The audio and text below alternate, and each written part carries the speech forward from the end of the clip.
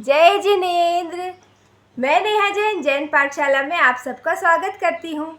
आप सभी ने यज्ञ अनुष्ठान करवाते समय या किसी न किसी पूजा करते समय जम्बूदीपे भरतखंडे आर्यावर्ते भारतवर्षे ये दोहा जरूर सुना होगा।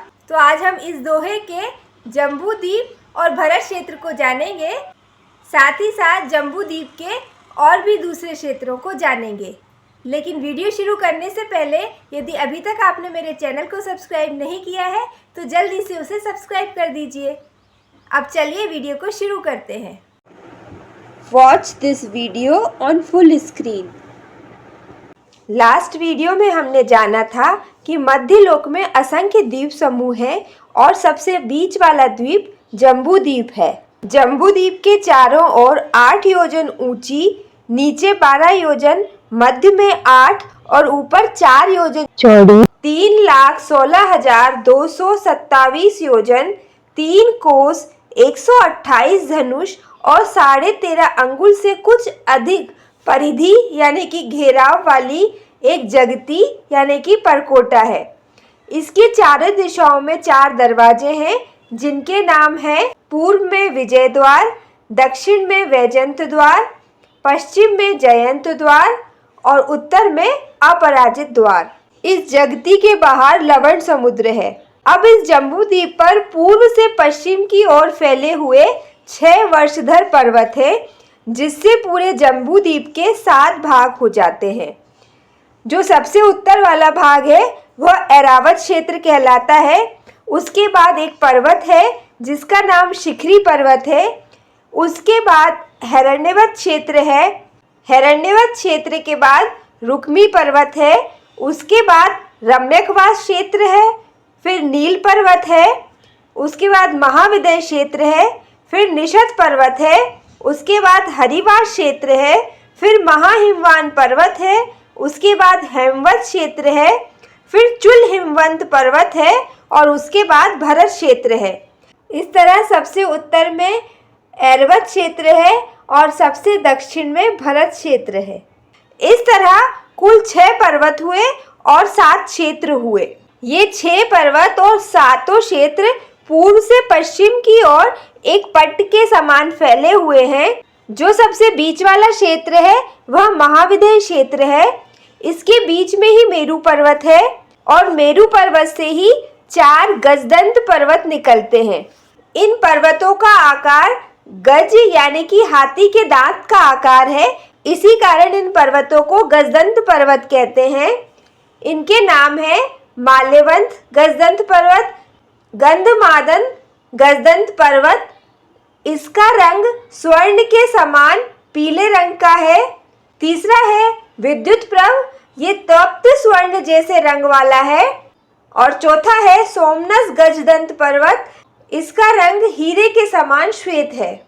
अब 2 गजदंत पर्वत विद्युत प्रभ गजदंत पर्वत और सोमनस गजदंत पर्वत, ये दोनों मेरू से निकलते हैं और निषद पर्वत से आकर मिलते हैं। तो इनके बीच में एक अर्धचंद्राकार क्षेत्र बन जाता है जिसको देवकुरु क्षेत्र के नाम से जाना जाता है। और इसी तरह माल्यवंत गजदंत पर्वत और गंधमादन गजदंत पर्वत नील पर्वत से मिलते हैं और इनके बीच भी एक अर्धचंद्राकार क्षेत्र बन जाता है जिसका नाम उत्तर कुरु है। तो उत्तर कुरु क्षेत्र में ही रत्नमय जम्बू वृक्ष है, यानी कि ये जो वृक्ष है ये पृथ्वी कायिक है, ना कि वनस्पति काय का है। और इस वृक्ष पर जम्बूदीप का अधिष्ठाता महाऋद्धिक का धारक धनाढ्य नामक देव रहता है और इसी वृक्ष के नाम पर इस द्वीप का नाम जम्बूद्वीप पड़ा है। इसी तरह जो देवकुरु क्षेत्र है वहाँ शाल्मी नाम का वृक्ष है। इस तरह कुल 9 क्षेत्र हुए और 6 वर्षधर पर्वत हुए। अब व्यवहार सिद्ध दिशा के नियम के अनुसार मेरू पर्वत 7 क्षेत्र के उत्तरी भाग में व्यवस्थित है। इसका मतलब इस नियम के अनुसार दिशा का नियम सूर्य के उदय एवं अस्त पर निर्भर होता है। सूर्योदय की ओर मुख करके खड़े होने पर जो हमारा लेफ्ट साइड है वह उत्तर दिशा कहलाएगी और उस दिशा में मेरू पर्वत पड़ेगा। भरत क्षेत्र में सूर्यास्त की जो दिशा होती है वही ऐरावत क्षेत्र में सूर्योदय की दिशा होती है, इसलिए वहाँ भी जो सूर्योदय है वो पूर्व से ही होगा और सूर्योदय की दिशा में हम मुंह करके खड़े होंगे तो जो मेरू पर्वत है वो उत्तर दिशा में ही पड़ेगा। इसी तरह बाकी जो भी क्षेत्र हैं उन सभी क्षेत्रों में मेरू पर्वत उत्तर में ही पड़ता है। सव्वेसिम उत्तरो मेरू ऐसा कहा जाता है। अब देवकुरु और उत्तर कुरु ये दोनों महाविद्य क्षेत्र के ही भाग हैं, लेकिन यहाँ पर युगलिक मनुष्य होते हैं और हमेशा पहले आर्य जैसी स्थिति होती है, इसलिए इन क्षेत्रों को अलग से पहचाना जाता है। आरों के बारे में हम पहले ही एक वीडियो में जान चुके हैं। हेमवत क्षेत्र और हिरण्यवत क्षेत्र इन दोनों में तीसरे आर्य के पहले भाग जैसी स्थिति होती है, यानी कि वहाँ तीर्थंकरों का जन्म नहीं रहता, वहाँ पर युगलिक मनुष्य ही होते हैं। इसके बाद रम्यकवास क्षेत्र और हरिवास क्षेत्र में दूसरे आर्य जैसी स्थिति होती है और वहाँ भी युगलिक मनुष्य ही होते हैं। हेमवत क्षेत्र के मनुष्यों का रंग सोने के समान पीली कांति वाला होता है, वहीं हिरण्यवत क्षेत्र के मनुष्यों का रंग चांदी के समान श्वेत कांति वाला होता है। रम्यकवास क्षेत्र के युगलिकों का शरीर बहुत ही रमणीय होता है और हरिवास क्षेत्र के युगलिक मनुष्यों का शरीर पन्ने के समान हरा होता है। बीच के क्षेत्र महाविद्य क्षेत्र में हमेशा चौथे आर्य जैसी स्थिति होती है और भरत क्षेत्र और ऐरावत क्षेत्र ही दो ऐसे क्षेत्र हैं जहाँ पर कालचक्र चलता है, यानी कि हम वहाँ पर पहले से लेकर छठे तक सारे आर्य क्रम से घटित होते हैं। अब महाविद्य क्षेत्र के मध्य में मेरू पर्वत है। इसी तरह ऐरावत, हिरण्यवत, रम्यकवास, हरिवास, हेमवत और भरत क्षेत्र के बीच में भी एक एक पर्वत है जिसे वैताढ़ पर्वत के नाम से जाना जाता है। भरत क्षेत्र और ऐरावत क्षेत्र में जो वैताढ़ पर्वत है वह एक सीधा पूर्व से पश्चिम की तरफ फैला हुआ सीधा वॉल के समान पर्वत है और बाकी चार क्षेत्रों में जो पर्वत हैं वे वृत्त यानी कि गोलाकार वैताढ़ पर्वत है। इन पर्वतों के नाम इस प्रकार हैं। हेमवत क्षेत्र में शब्दापाती नामक वैताढ़ पर्वत है।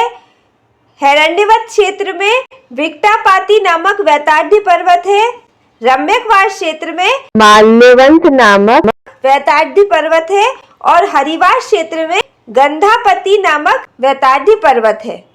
अब जो 6 वर्षधर पर्वत हैं उन पर्वत के ऊपर एक एक द्रह यानी कि तालाब बना हुआ है जिनमें रत्नमय कमल है और उन पर अलग अलग देवियां अपने परिवार सहित रहती हैं।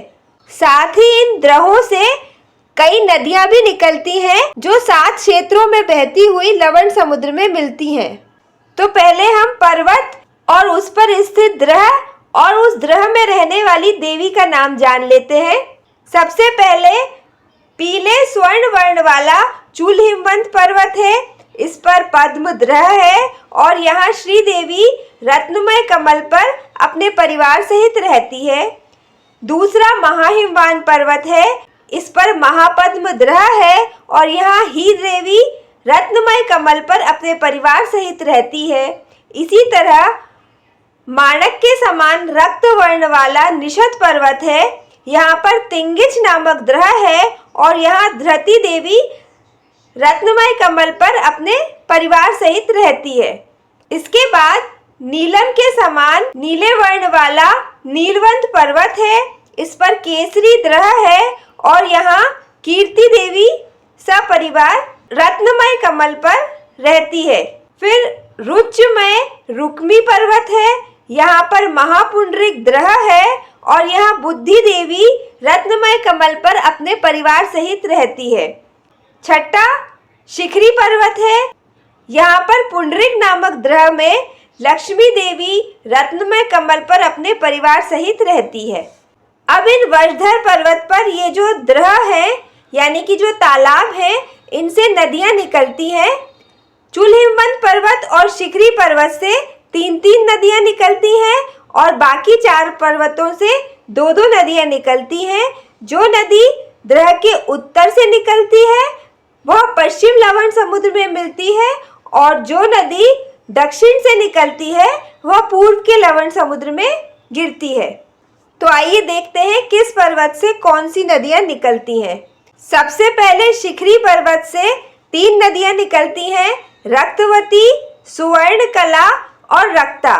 रक्ता और रक्तवती नदी द्रह के पूर्व और पश्चिमी भाग से निकलती हैं और ऐरावत क्षेत्र में 14,000 नदियों के परिवार सहित पूर्व और पश्चिम के लवण समुद्र में मिलती हैं।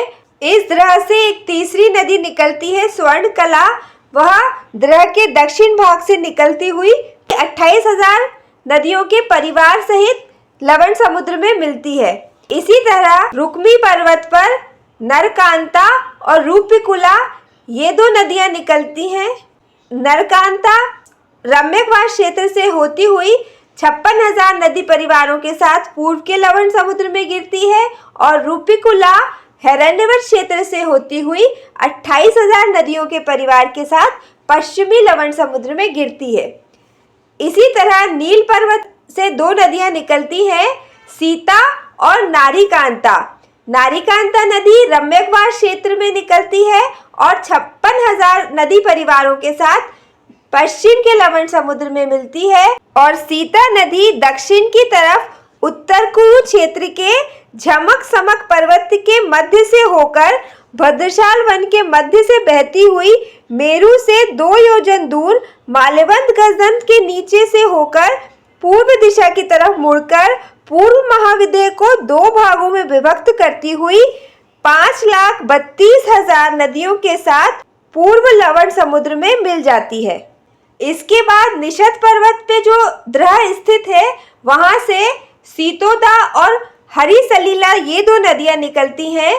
हरी सलीला हरिवास क्षेत्र से होती हुई 56,000 अन्य नदी परिवारों के साथ मिलकर पूर्वी लवण समुद्र में मिलती है और सीतोदा नदी उत्तर की तरफ देवकुरु क्षेत्र के चित्र विचित्र पर्वत के मध्य से होती हुई भद्रशाल वन से होती हुई मेरू पर्वत से 2 योजन की दूरी पर बहती हुई विद्युत प्रभ गजदंत पर्वत के नीचे से पश्चिम की ओर मुड़कर पश्चिम महाविद्य क्षेत्र के 2 भाग करती हुई एक विजय से 28,000 नदियां साथ लेती हुई कुल 5,32,000 नदियों के परिवार के साथ पश्चिम लवण समुद्र में गिरती है।